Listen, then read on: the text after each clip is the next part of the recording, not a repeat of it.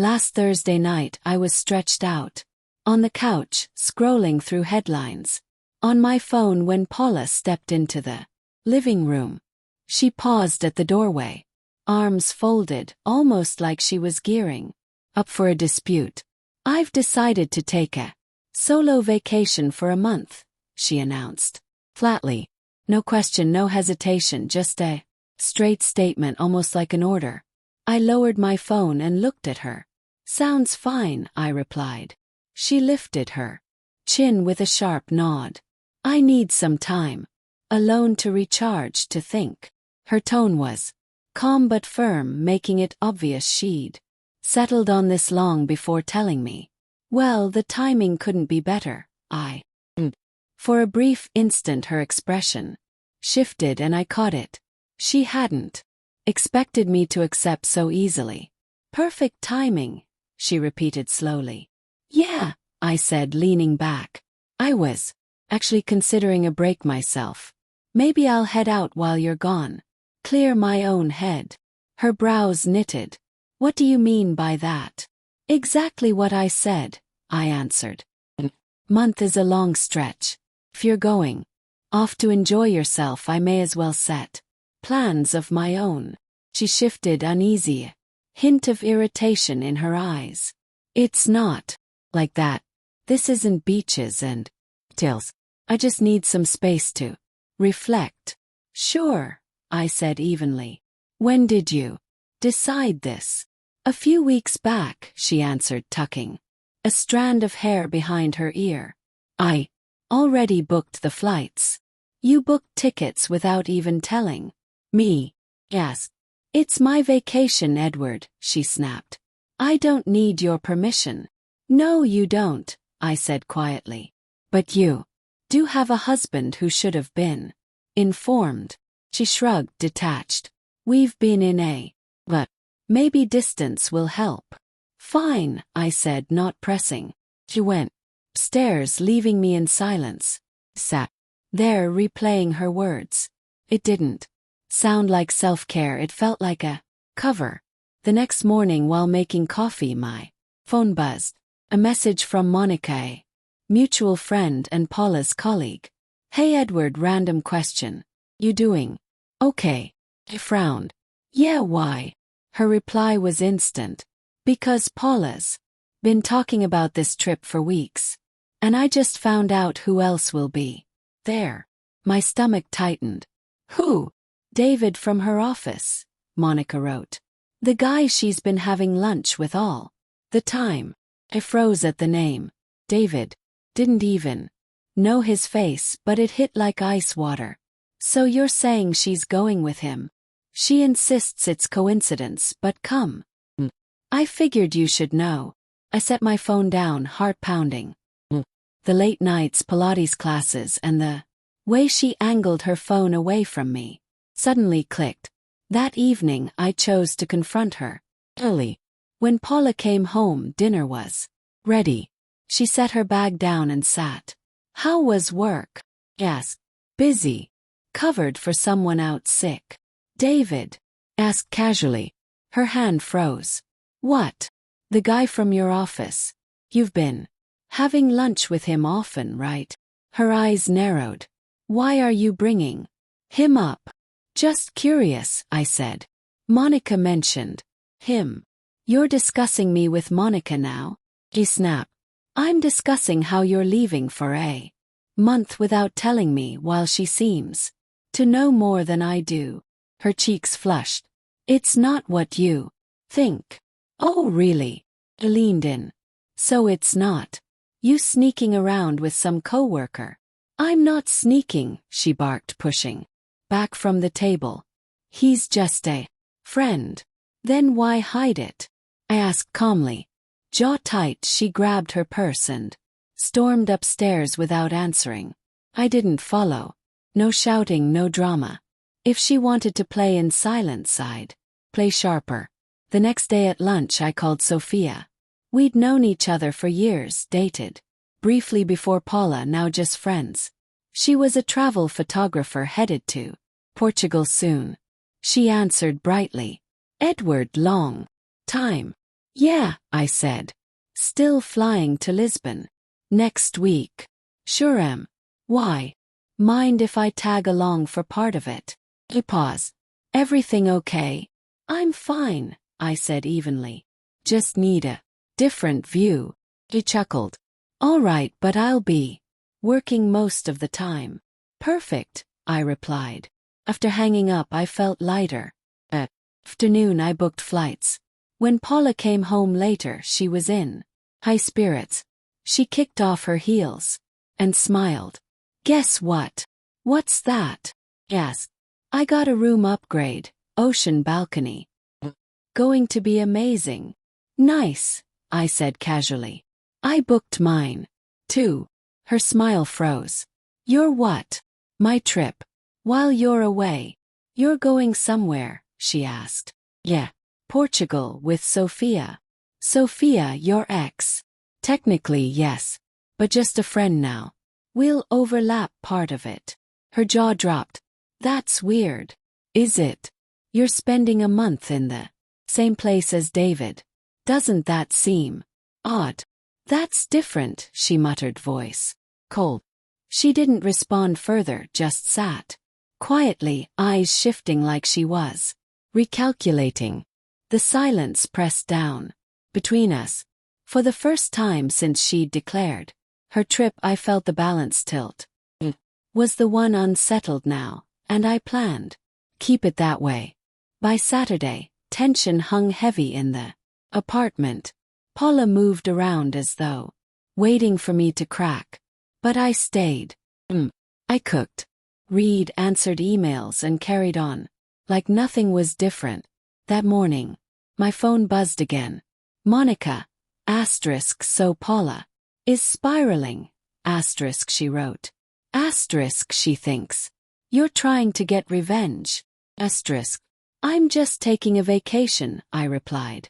Asterisk, well, she's telling people you're being petty. Asterisk, Monica shot back. I smirked at the screen. You mean like vanishing for a month without even telling your husband? Monica didn't answer, but the hypocrisy was obvious. By Wednesday morning, another message came from her. Just 2 words, call me. I stepped into the hallway at work and dialed. She picked up instantly. Asterisk, she's been lying about more than the trip. Asterisk. Monica said, cutting straight in. My chest tightened. Go on. Asterisk. Paula was at dinner last night with friends. She didn't know I'd be there. She told them she and David have been together for months. Asterisk. I shut my eyes. It wasn't shocking, it was fit. But here's the twist, Monica added. Asterisk. David isn't going alone either. He's bringing his ex. They've been patching things up. Everyone knows but Paula. Asterisk. I let out a quiet laugh. Irony was almost poetic. Paula planning a month away, convinced she'd be playing house, only to find him with someone else. She really doesn't know. Yes. Asterisk, not at all. She thinks it's some big love story waiting for her. You should warn her before she humiliates herself. Asterisk. I hung up and let it sink in.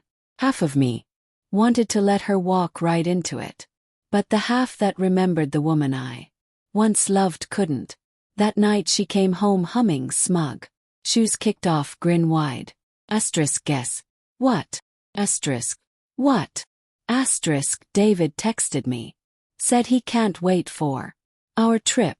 Asterisk. Oh, really? Yes. Asterisk, did he mention he's bringing his ex? Asterisk. Her smile froze.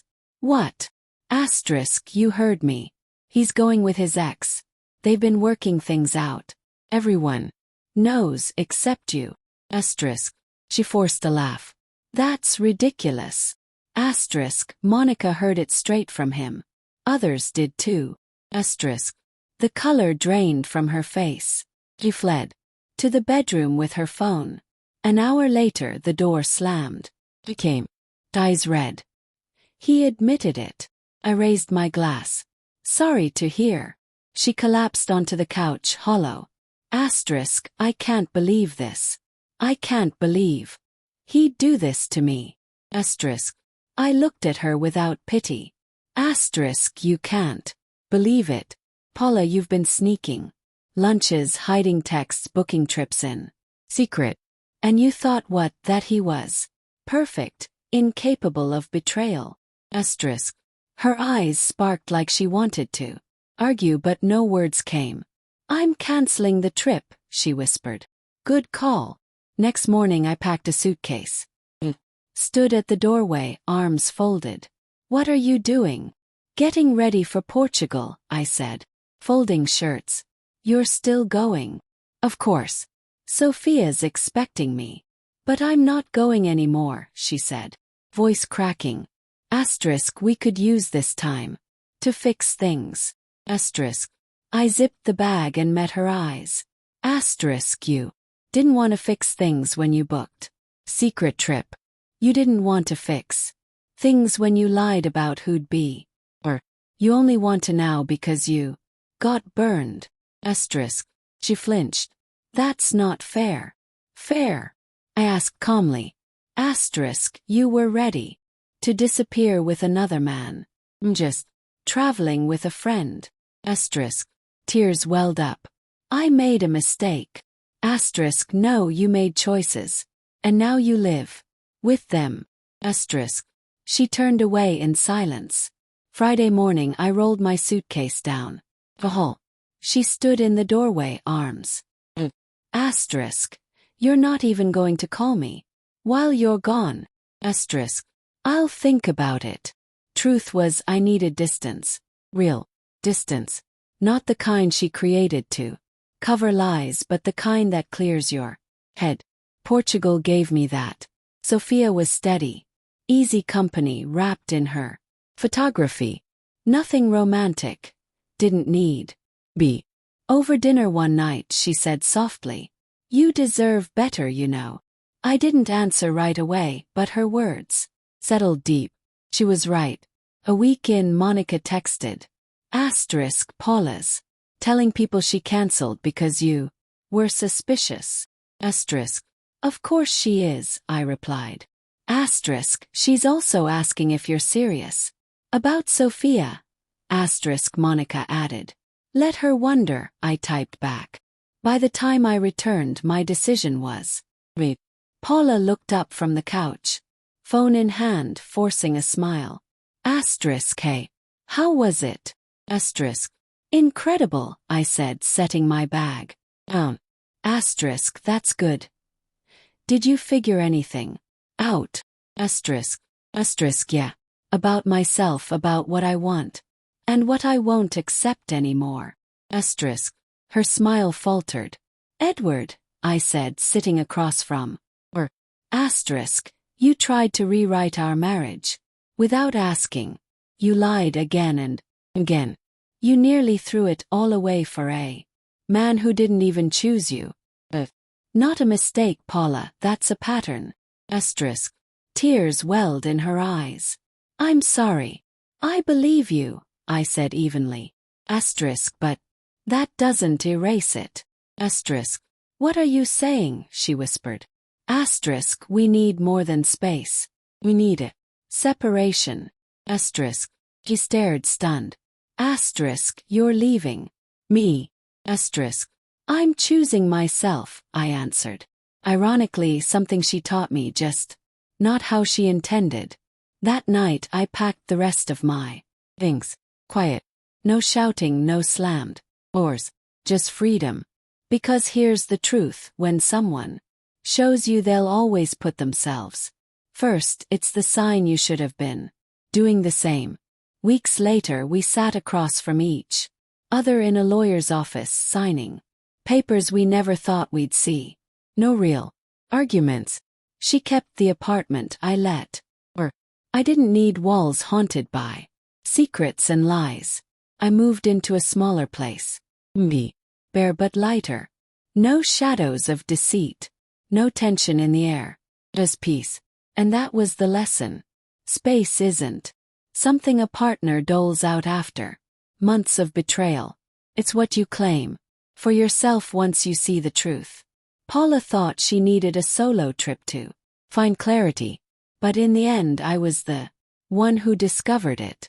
She lost herself chasing someone who never wanted her, found freedom by finally choosing me. Sometimes the one who walks away with nothing ends up with more than they ever dreamed. Thank you for watching.